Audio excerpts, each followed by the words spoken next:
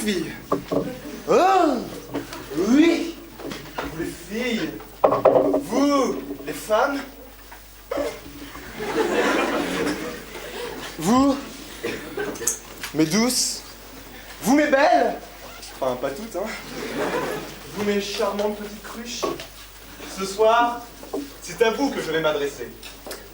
Ce soir, je vais vous donner un conseil. En effet, Indeed, vous croyez, et ça nous flatte, nous, les hommes, nous les mâles, nous les purs, nous les durs, vous croyez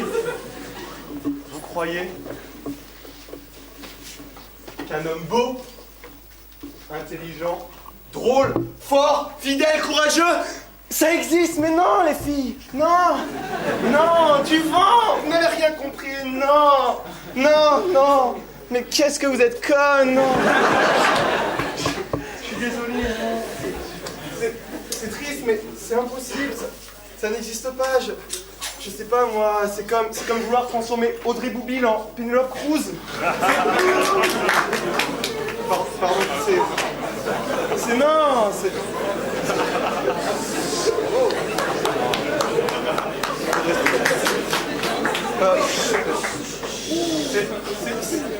c'est strict. Pardon. C'est strictement impossible. Je veux dire, vous savez un peu à qui vous me faites penser là. Vous êtes tout un peu naïve là, comme assise comme ça. Là. Vous me faites penser à Diams. Vous savez, Diams qui recherche un mec bordel, un mec qui pourrait me donner des ailes, un mec qui rêve de famille. Mais quel mec rêve de famille? Mais, attendez, moi dans mes rêves, je peux voir. Ok, je rêve des femmes et tout, mais enfin, de famille non. Enfin, je veux dire, et de toucher le ciel, mais du délire. Vous savez, je vais vous donner un conseil. Je parle à vous là. Pardon. En fait, la prochaine fois alors. Ouais.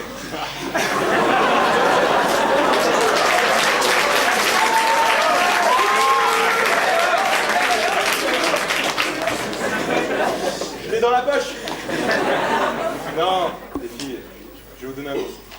Enfin non, pas de conseil en fait. Non, voilà. Imaginons que cet homme beau, grand, fort, enfin, un peu Franck Ribéry quoi. C'est-à-dire intelligent, existe. Ça ne servirait à rien.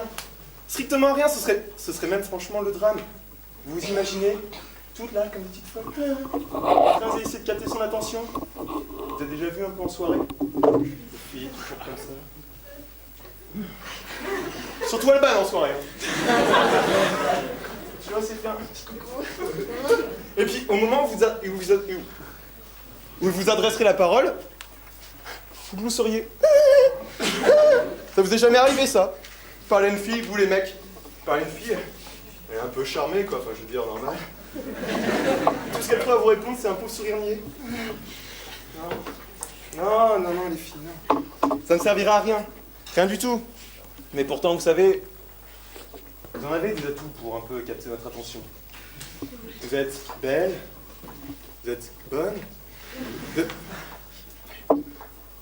savez user de vos atouts, je veux dire, je pense souvent à ce rouge à lèvres un peu pulpeux que vous mettez comme ça, les lèvres comme ça, vous savez, un peu... Allez, je crois que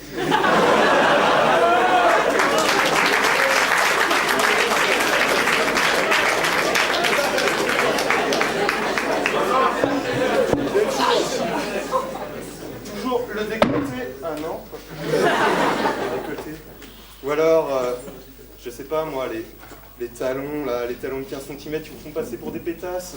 Je sais pas, vous connaissez tout ça, mais non, c'est too much, non. Nous les mecs, on n'est pas comme ça, je veux dire, non. Franchement, par exemple, la poitrine, mais quel homme regarde la poitrine des filles, non? On est... Quelle vulgarité. Non, je veux dire, on n'est pas comme ça.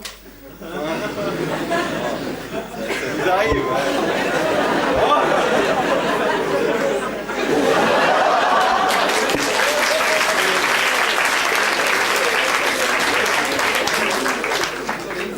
Donc écoute, prends-moi Alban.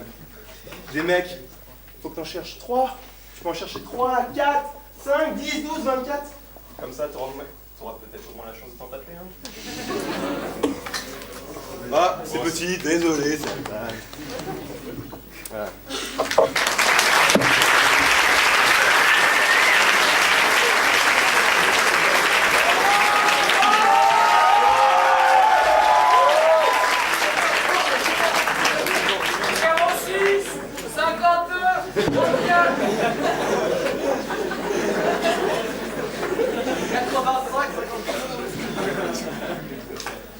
Divorce, dépression, frustration.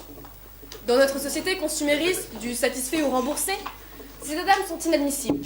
L'heure est aux âmes insensibles. Pour pallier le défaut de qualité, on se vautre dans la quantité.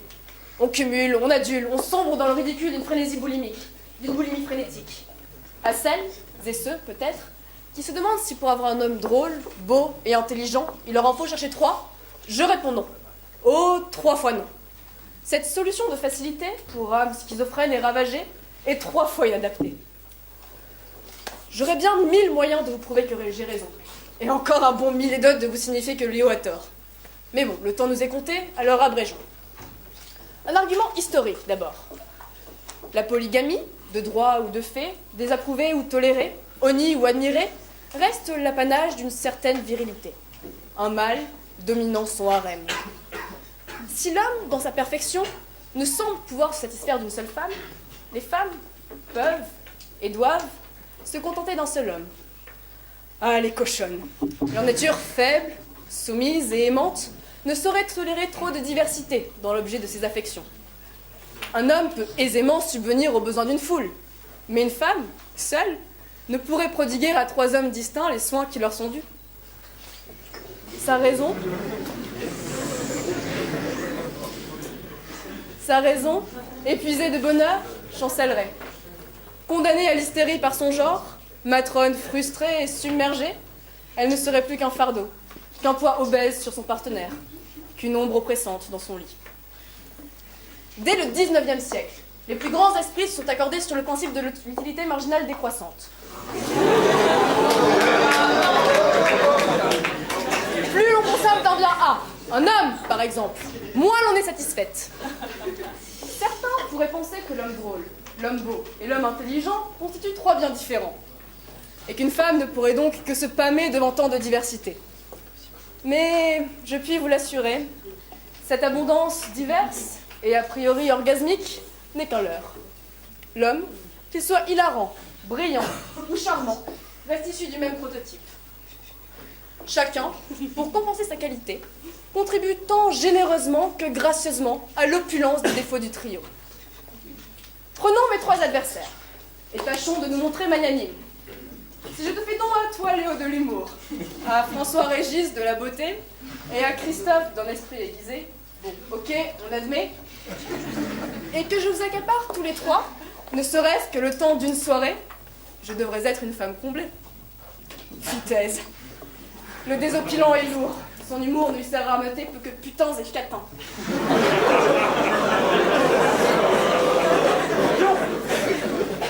Le beau est vain, sa raideur n'a d'égal que sa froideur. Le futé est ranant, mesquin, un vrai chien. Quand je devrais nager dans le bonheur, je me noie dans les soucis, les ennuis et bientôt la calvitie.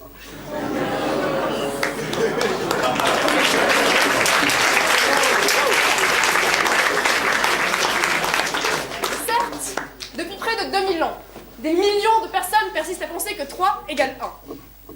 Pour ma part, je n'en crois rien, même quand c'est écrit sur ma bouteille de shampoing. Mais ce principe du 3 en 1, c'est un peu la Sainte Trinité. Un mystère jamais élucidé, jamais prouvé, qui par une espèce de vertu de consubstantialité permettrait de fondre 3 essences en une parfaite unité. Arnaque! Arnaque! Quand bien même l'on croirait ces billevesées, le résultat n'est ni concluant, ni enthousiasmant, et encore moins excitant. Un vieillard, barbu et absent, son fils, nécrosé et déchu, et un fantôme, déçu et impotent. Non, vraiment. En outre, 3 hommes, c'est encombrant. C'est un peu comme les enfants, à partir de 2, c'est trop. Il faudrait instaurer des systèmes de garderie, des horaires de beuverie, des cycles de coucherie.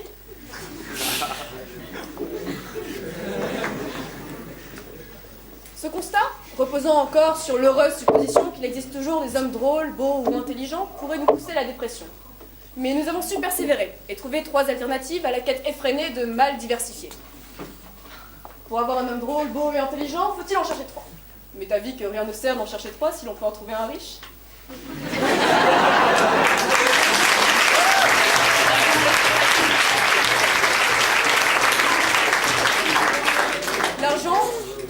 messieurs, que pour nous arrange bien des choses. L'homme riche est immédiatement doté d'un charme, nappé d'une aura. Ses attraits n'ont d'égal que son chéquier. Ses neurones sont proportionnels à son compte en banque. Son humour à son capital financier. C'est un fait. À celle que l'idée d'assumer leur réalité rebuterait, je puis avoir autre chose à suggérer. Puisque de prime abord, tout homme a le potentiel du prince charmant, beau, drôle, intelligent, et que cette illusion persiste dans les premiers temps d'une relation, la solution est d'en changer souvent. À celles et ceux qui se refusent à pareil pragmatisme, voilà mon conseil. L'homme drôle, beau et intelligent sera une illusion dans laquelle vous persévérerez. Il faudra se tromper, se leurrer, et enfermer son public dans un mirage, comme l'a si brillamment fait mon cher camarade tout au long de son excellente plaidoirie, qui d'ailleurs était à l'image de sa courte vie, déjà pleine de conquêtes qui n'étaient ni drôles, ni belles, ni intelligentes, mais juste bonnes, et c'est tout ce qui compte.